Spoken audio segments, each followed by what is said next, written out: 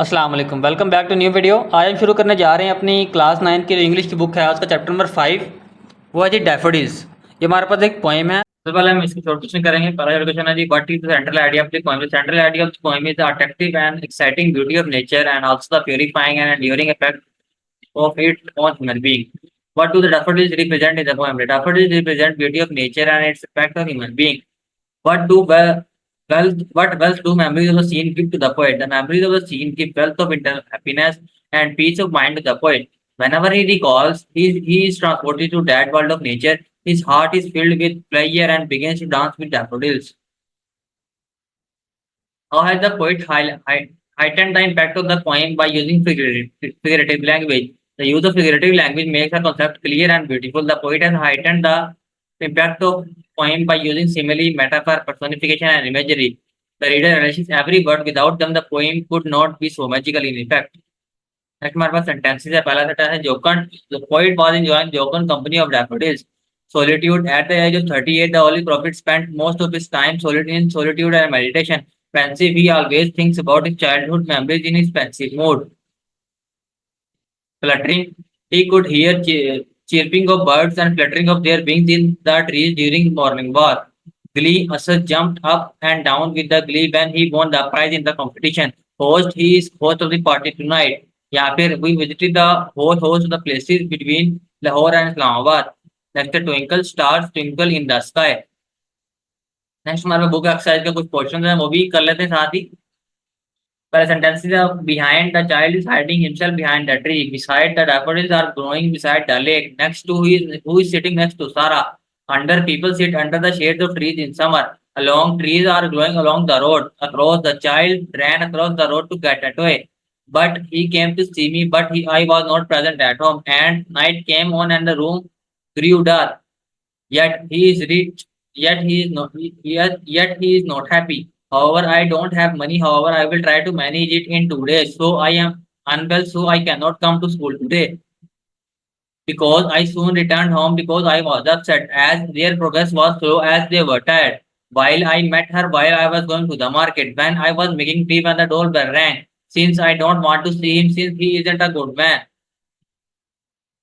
Gaze, he was gazing at a beautiful flower in the exhibition. Stare, don't stare at me. Shine, the stars shine at night. Glare, the glare of highlights of the car hurt my eyes. I collect stamps of different countries as a hobby. Hoard, the greedy traders hoard goods to create artificial storage. Next, हमारे पास is summary. So we start with this poem has been written by William Wordsworth. William Wordsworth, 1707 to 1850, one of the greatest English romantic poets, was born in the late district of England, an area of great beauty. Wordsworth's treatment of nature is his chief glory as a poet. He got much joy out of nature, and this is clearly evident in his poetry. He looks on nature with his inward eye, and the glory of it enters into his heart and soul. He is known to be as a true worshipper and ardent lover of the nature.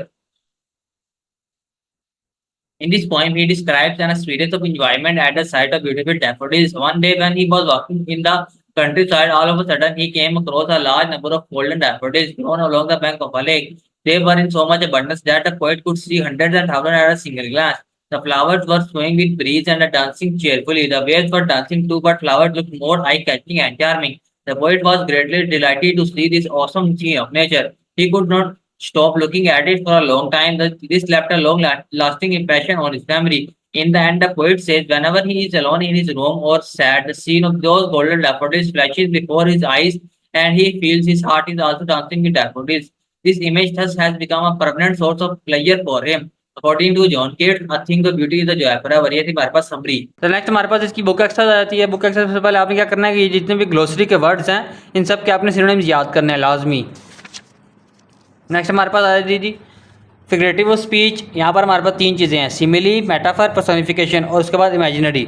Simile क्या होता है? आमतौर पर आसान अल्फाज में क्या बताएं तो जिन सेंटेंसेस में लाइक या एज आए तो वो सिमिली कहलाते हैं। मेटाफर क्या होता है? मेटाफर क्या होता है कि किसी लिविंग थिंग को किसी चीज़ दूसरे लिविंग थिंग से तशबीह देना। जैसे he proved a line in the fight, ये लाइन किसके लिए इस्तेमाल किया गया है? ही के लिए, क्योंकि ये लाइन भी लिविंग थिंग है और ही भी लिविंग थिंग है, तो ये मेटाफर कहलाता है। उसके बाद यदि पर्सोनिफिकेशन क्या होता है? पर्सोनिफिकेशन उसे कहते हैं कि कोई नॉन लिविंग थिंग हो और वो लिविंग थिंग वाली चीज़ें कर रही है, जैसे कि कैंडल फ्रेम जो कि मोमबत्ती है, dance in the dark, dance ये तो लिविंग थिंग क्वालिटी है, तो यहाँ पर ये पर्सोनिफिकेशन है पूरा। नेक्स्ट जो है हमारे पास इमेजिनरी होता है कि हमारे जो 5 सेंसेस होती हैं इसमें visual, auditory, smell, taste, touch आ जाता है, तो ये इमेजिनरी में आते हैं। तो सबसे पहले क्या करना है कि हम इसके जो पार्ट नंबर डी है वो कर लेते हैं। वो कहते हैं कि ये सेंटेंस दिया कि इसमें बताना कौन सा मेटाफर है, कौन सा सिमिली और कौन सा पर्सोनिफिकेशन है। पहला जो टाइम इज़ मनी, ये हमारे पास मेटाफर है। एज बी क्योंकि एज आ गया, सिमिली है। The wind whispered the rumours of the forest, ये हमारा पर्सोनिफिकेशन है। एज जेंटल एज लैम्प, ये हमारे पास सिमिली है। The sorry engine wheeze its duff death cough, ये हमारा पर्सोनिफिकेशन है। द हार्ट ऑफ लाइन, ये मेटाफर है। The apple of my eye, ये मेटाफर है। As a cunning as fox, ये हमारा सिमिली है। Brown grass was begging for water, ये पर्सोनिफिकेशन है। As wise as an owl, ये हमारे पास सिमिली है। ब्लैंकेट ऑफ स्नो, ये मेटाफर है।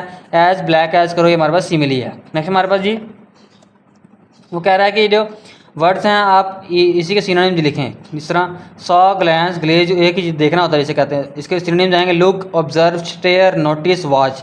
नेक्स्ट हमारे पास शाइन, ट्विंकल, स्पार्कल, इसका हमारे पास सिनोनिम्स आएंगे glitter, glint, glisten, glow, flash. ये सारे आपने याद करने हैं।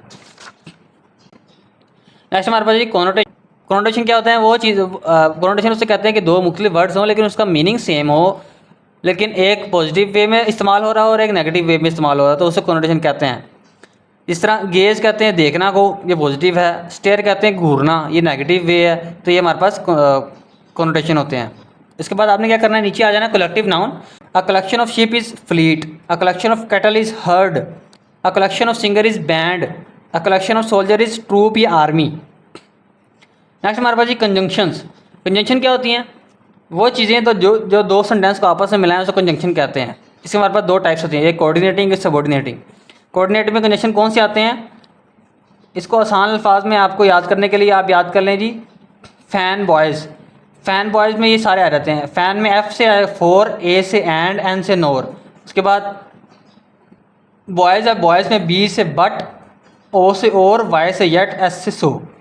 नेक्स्ट हमारे पास सबऑर्डिनेटिंग कंजंक्शन, ये जो फ़ैन बॉयज़ के अलावा जितने भी सारे कंजंक्शन होंगे जो दो सेंटेंस को आपस में मिलाएंगे वो हमारे पास सबऑर्डिनेटिव में आएंगे, जैसा कि बिकॉज, डैट, वाइल, अनलेस वगैरह। नेक्स्ट हमारे पास जितने फिल इन द ब्लैंक्स हैं, पहला सेंटेंस है he ran fast but he miss the train, wait till I return, work hard lest you should fail, I did not come because you did not invite me, you will get a prize if you deserve it. Next हमारे पास जी participle, present participle, past participle, ये हमारे पास tenses में आ जाते हैं। उसके बाद ये जो हमारे पास पार्ट नंबर एफ है उसमें कहता है कि पार्टिसिपल बताने इसमें से कौन कौन से हैं। आसान अल्फाज में पास्ट पार्टिसिपल वो होंगे जिसमें हमारे पास वर्ब के एंड में ईडी आएगा, ठीक हो गया। प्रेजेंट पार्टिसिपल वो होंगे जिसमें हमारे पास वर्ब के एंड पे आईएनजी आएगा। तो पहला जैसे शॉक्ड, ये पास्ट पार्टिसिपल है, आईएनजी वाला प्रेजेंट पार्टिसिपल है। बर्न्ट, ये भी पास्ट पार्टिसिपल है। फ्राइटन, ये पास्ट पार्टिसिपल है। स्टोलन, ये पास्ट पार्टिसिपल है। एक्साइटेड, ये पास्ट पार्टिसिपल है। बोर्ड और ये पास्ट पार्टिसिपल है। यहाँ तक आपने बस यहीं तक ही करना है, इसके अलावा आपने कुछ नहीं करना चैप्टर नंबर 5 में से। तो जितना मैंने आपको चैप्टर 5 में कराया आपने सिर्फ वही करना है बोर्ड के लिए। तो अगर चैप्टर को पढ़ते हुए किसी अल्फाज से गलती होगी तो उसके लिए माजरत। अगर आपको वीडियो पसंद आई है तो इसको लाइक करें, शेयर करें, कमेंट करें और चैनल को सब्सक्राइब करें। तो मिलते हैं नेक्स्ट वीडियो में। अल्लाह हाफिज़।